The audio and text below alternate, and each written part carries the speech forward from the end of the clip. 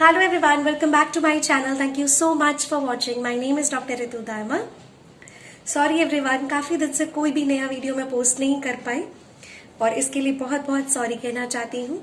लेकिन आज जो मैं वीडियो लेकर आई हूँ वो बहुत इंटरेस्टिंग है, आप सभी के लिए बहुत हेल्पफुल है। आज की वीडियो में हम बात करेंगे कि जब हमारी बॉडी से सारे साइन एंड सिम्टम्स रिमूव हो जाते हैं या फिजिशियन जब सारे टोटलिटी ऑफ सिम्टम्स जो उन्होंने लिखे वो रिमूव कर देते हैं तो क्या होता है। और उसके साथ साथ हम बात करेंगे मॉरल रेमेडीज के बारे में कि मॉरल रेमेडीज क्या होती हैं। तो चलिए बिना समय जाया किए हम बात करते हैं इन दोनों चीजों के बारे में जो कि हमें बताया है डॉक्टर सैमुअल हैनेमन ने अफोरिज्म नंबर 17 के अंदर। So without further ado let's begin. अगर आपको ये वीडियो पसंद आए तो प्लीज शेयर कीजिएगा, लाइक कीजिएगा और सब्सक्राइब कर लीजिए मेरी वीडियोस को। सबसे ज्यादा इम्पोर्टेंट होता है अगर आप कभी भी कोई भी होम्योपैथिक कंसेप्ट को समझना चाहते हैं या आप कोई भी पढ़ाई से रिलेटेड, नॉलेज से रिलेटेड वीडियो देख रहे हैं तो उसको एंड तक जरूर देखना चाहिए, क्योंकि कहीं पर भी कोई भी एक इम्पोर्टेंट बात आ सकती है, कोई भी एक इम्पॉर्टेंट लाइन आ सकती है जो कि आपका कोई मेजर डाउट क्लियर कर दे। इसलिए मेरी रिक्वेस्ट है कि प्लीज इस वीडियो को भी जरूर एंड तक देखिएगा। It is going to be very useful for you guys. तो डॉक्टर सैमुअल हैनेमन क्या कहते हैं अफोरिज्म नंबर 17 में, now as in the cure effected by the removal of whole of the perceptible sign and symptoms of the disease, the internal alteration of the vital force to which the disease is due.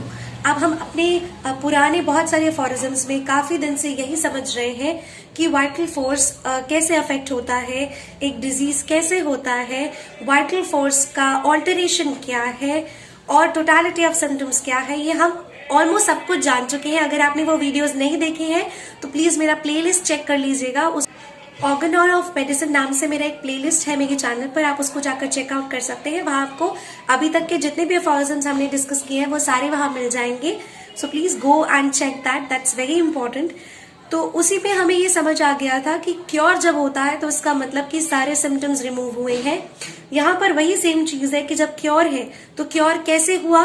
Cure आया है जब remove हो गए सारे perceptible, सारे पहचान में, सारे समझ में आने वाले, परसीव होने वाले सारे साइन भी, सिम्टम्स भी, मतलब कि जो वाइटल फोर्स का इंटरनल ऑल्टरेशन हुआ है, चेंज हुआ है, बदलाव हुआ है, वो उसका रिमूवल हो रहा है, सिम्टम्स का रिमूवल हो रहा है। इसका मतलब डिजीज का रिमूवल हो रहा है।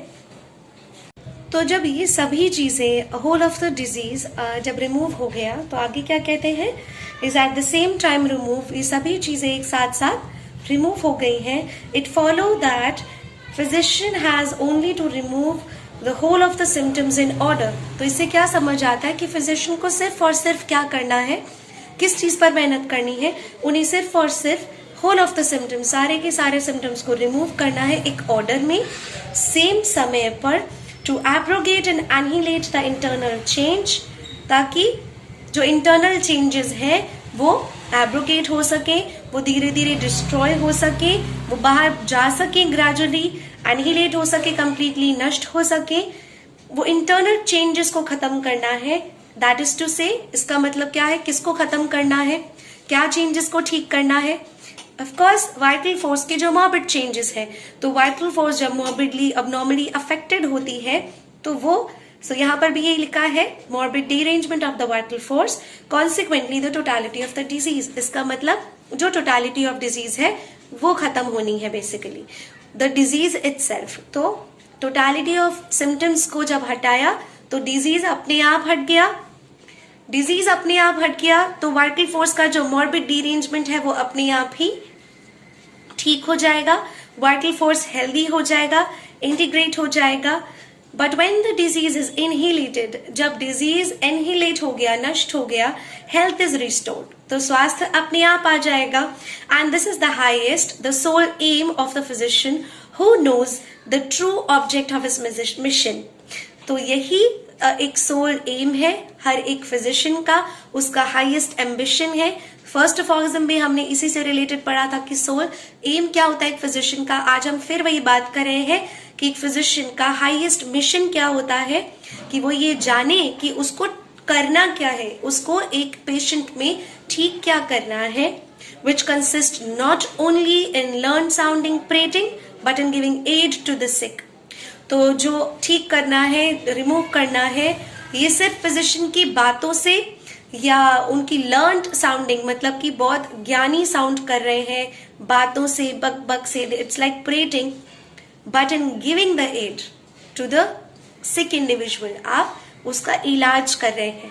तो आपको ये सब रिमूव करना है। सिर्फ बातों से, सिर्फ आपकी नॉलेज से वो चीज नहीं होगी, उसको इम्प्लीमेंट भी करना पड़ेगा और पेशेंट को ठीक करने की मेहनत भी करनी पड़ेगी। In 6th edition the word force is replaced by principle. ये चीज मैं आपको पहले भी बता चुकी हूँ कि 6th edition में वाइटल फोर्स की जगह आपको वाइटल एनर्जी या वाइटल प्रिंसिपल वर्ड मिलेगा। इसके बाद आते हैं फुटनोट। बहुत बहुत इंपॉर्टेंट फुटनोट है और इसी फुटनोट में वो बात आती है कि मॉरल रेमेडीज क्या है। फर्स्ट फुटनोट का लैंग्वेज थोड़ा सा टफ है, लेकिन try to understand the gist. इसका आप समझने की कोशिश कीजिएगा कि क्या बताने की कोशिश कर रहे हैं doctor Samuel Hahnemann. A warning dream, a superstitious fancy और अ solemn prediction that death would occur at a certain day, at a certain hour, has not unfrequently produced all the signs of commencing or increasing disease, of approaching death, and death itself at the hour announced. एक warning dream, एक चेतावनी वाला एक सपना, एक अंधविश्वास वाली imagination, या फिर आपका एक सत्यनिष्ठा वाला, आपका एक सच्ची का प्रेडिक्शन कि डेथ होनी है। वी ऑल नो कि हम अगर हमारा जन्म हुआ है तो हमें एक दिन मर जाना है। यहाँ डॉक्टर सैमुअल हैनेमैन हमें ये एग्जाम्पल दे रहे हैं कि कई लोग डेथ से बहुत ज्यादा डरते हैं। एक दिन डेथ आनी है, हमें ये भी पता है कि अप्रोच हो रही है, हमारी डेथ कभी भी हो सकती है। कई लोग अपनी डेथ का टाइम भी अनाउंस करने लगते हैं। कई लोग ये भी बताने लगते हैं कि मेरा इस दिन इस घंटे में मर जाऊंगी या मर जाऊंगा। तो ये भी एक साइकोलॉजिकल डिसीज है। यहाँ बेसिकली बात कर रहे हैं जो साइकोलॉजिकल प्रॉब्लम्स है, जिनका जड़ कारण हमारी सोच से डिराइव होता है, हमारी सोच से जो सारी चीजें हमारे माइंड में है, फिजिकली कहीं पर बॉडी पे कोई अफेक्शन नहीं। तो वो ये बता रहे हैं कि धीरे धीरे ये चीजें एक बीमारी को इंड्यूस करती हैं, एक बीमारी बना देती हैं। ये डर, ये दहशत, ये अंधविश्वास, या फिर कहीं एक आपका कोई प्रेडिक्शन, आपका कोई एक चेतावनी भरा ड्रीम, या कोई भी आप अगर डिप्रेशन के शिकार हैं तो आपको डेथ से डर लगने लगा, आपको बहुत सारे फियर्स मन में आ गए हैं, तो अपने आप ही डिजीज एक बन जाती है। which could not happen without the simultaneous production of the inward change, जो कि नहीं हो सकता अगर हमारे अंदर कोई बदलाव नहीं हो रहा। And hence in such cases all the morbid signs indicative of approaching death have frequently been dissipated by an identical cause.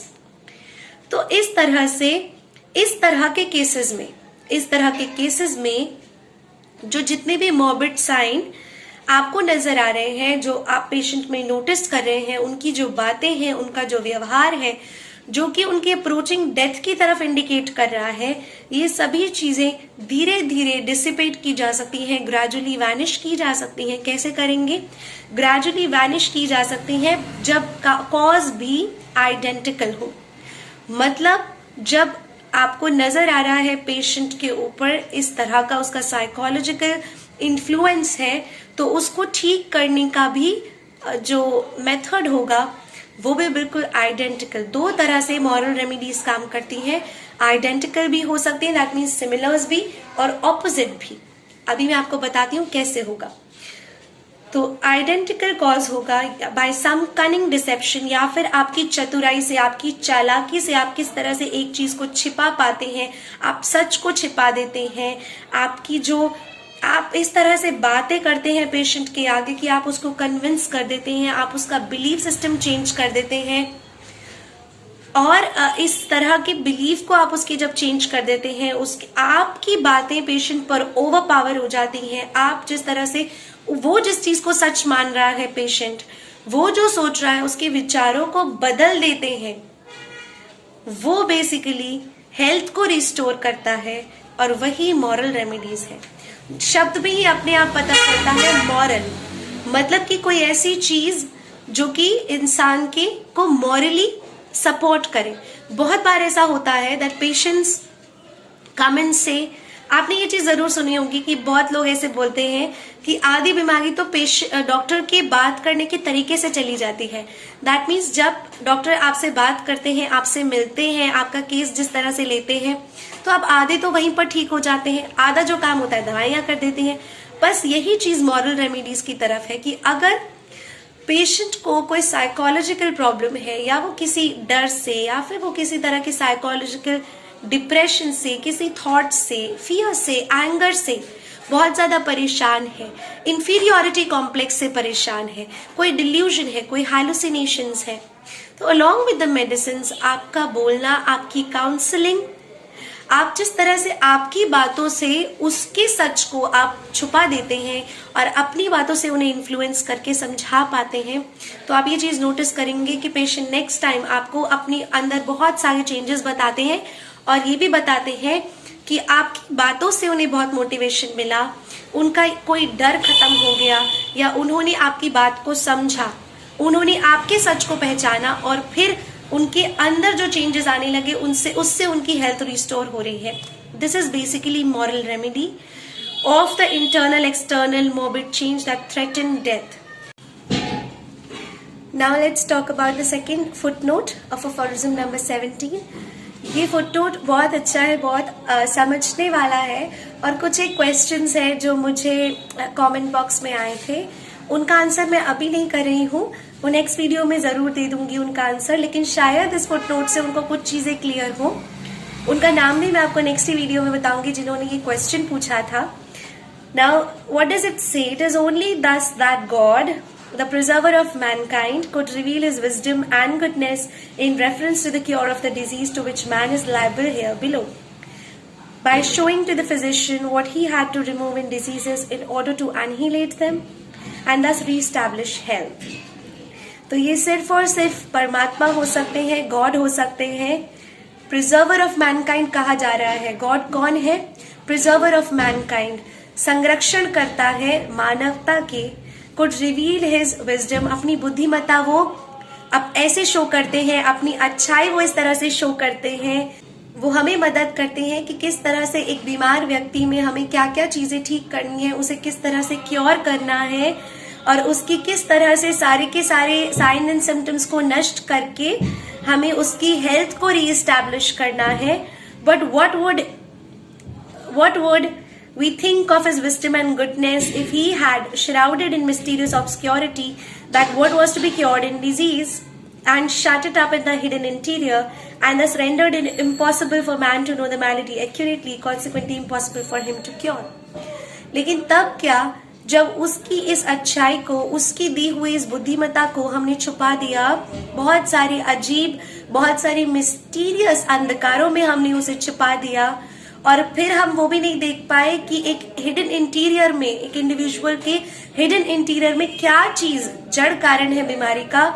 तो जब हम ये भी नहीं समझ पाए, क्योंकि हमारे पास वो विजडम नहीं, हमारे पास वो अच्छाई नहीं जो परमात्मा से मिलती है, वो हमने नहीं ली, और हमने किसी भी मटीरियलिस्टिक चीज को समझ लिया कि वो हमारी वाइटल फोर्स को, हमारी स्पिरिट को हैम्पर कर रही है, खराब कर रही है, और किसी जड़ कारण को ठीक करते चले गए, जिससे ना तो वो जड़ कारण निकला और ना ही हम कभी ठीक हो पाए। तो इसी तरीके से ये है कि गॉड की गुडनेस और विजडम को हमेशा एक फिजिशियन को साथ में लेकर चलना चाहिए। आपने बहुत बार सुना भी होगा कि साइंस से बढ़कर भी ये चीज है, या मैं कहूँ विवेकानंद जी का एक कोट है, एक कोटेशन है, उनकी बुक की लिखी हुई एक लाइन है कि spirituality and science are the two sides of a single coin. एक ही सिक्के के दो पहलू है, स्पिरिचुअलिटी और साइंस। तो जब विवेकानंद जी ये चीज मानते हैं, आजकल की साइंस ये चीज मानती है कि गॉड है, एक इनविजिबल पावर है, तो इनविजिबल पावर हमें अच्छाई देती है, हमें विजडम देती है। उसका इस्तेमाल करके, उस पर विश्वास रखकर अगर हम अपने पेशेंट्स को क्योर करने की कोशिश करते हैं और मेहनत करते हैं, तो जरूर हम सक्सेसफुल होते हैं। इसी के साथ अफोरिज्म नंबर 17 फिनिश होता है, एंड आई होप आपको ये वीडियो अच्छी लगी हो। अगर पसंद आई है तो प्लीज शेयर जरूर कीजिएगा अपने फ्रेंड्स के साथ, और सबसे ज्यादा इम्पोर्टेंट है लाइक कर लीजिए, सब्सक्राइब कीजिए मेरे चैनल को, बिकॉज आगे तो और भी बहुत इंटरेस्टिंग ऑर्गेनॉन के अफोरिज्म्स हैं, बहुत इंपॉर्टेंट कंसेप्ट्स हैं, and I try my best कि आपको अच्छे से अच्छे तरीके से समझा सकूं, सभी चीज़ों को आपके सामने एक प्लेटर में सर्व कर सकूं, ताकि जस्ट आप एक वीडियो ओपन करें और आपके लिए सारे लेक्चर्स इन हैंडी बहुत ईजी हो। जब तक मैं अपनी नेक्स्ट वीडियो लेकर आती हूँ, stay tuned, stay connected with homeopathy. Thank you so much.